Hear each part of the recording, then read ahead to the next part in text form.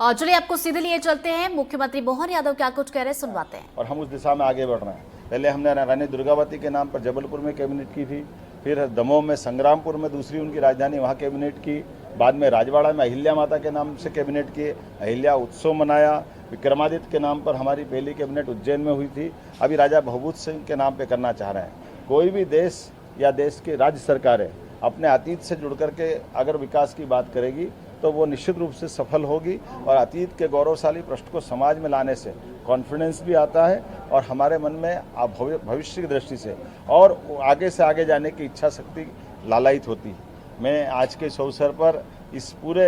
राजा भभूत सिंह के नाम पर होने कैबिनेट के बाद 14, 15, 16 3 दिन की विधायक, सांसद, मंत्री की भी कार्यशाला हम वही करने वाले हैं। हमारे पीछे ये कार्यक्रम करने का भाव भी यही है। हम भोपाल में भी कर सकते हैं, महानगरों में भी कर सकते हैं, लेकिन छोटे छोटे स्थान का भी महत्व सबके बीच में आए, उनका गौरवशाली पक्ष भी समाज जाने, इसलिए एक तरह से हमने सिलसिला प्रारंभ किया है। मेरी अपनी ओर से सबको बधाई। आज मुझे जानकारी आई कि हमारे राज्य के अंदर नेता प्रतिपक्ष आना चाहिए, कोई बात नहीं, लोकतंत्र सबको आने का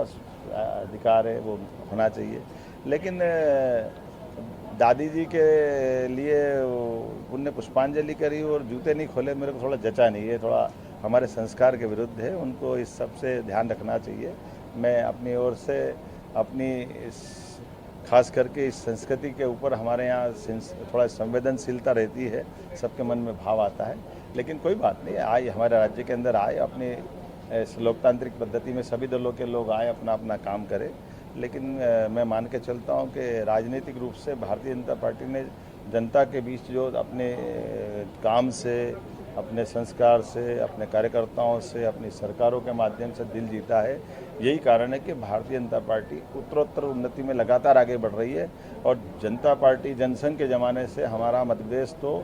आज़ादी के तुरंत बाद से पूरे देश में सबसे पहले विजय पाने वाले, ऐसी नगर पालिका से लगा के सरकार बनाने वाले राज्य में है। तो यहाँ हमारे अपने इस राजनीतिक दल के अलावा और किसी की दाल नहीं गलेगी, लेकिन मेरी अपनी ओर से आप सबको पुनः अभिनंदन।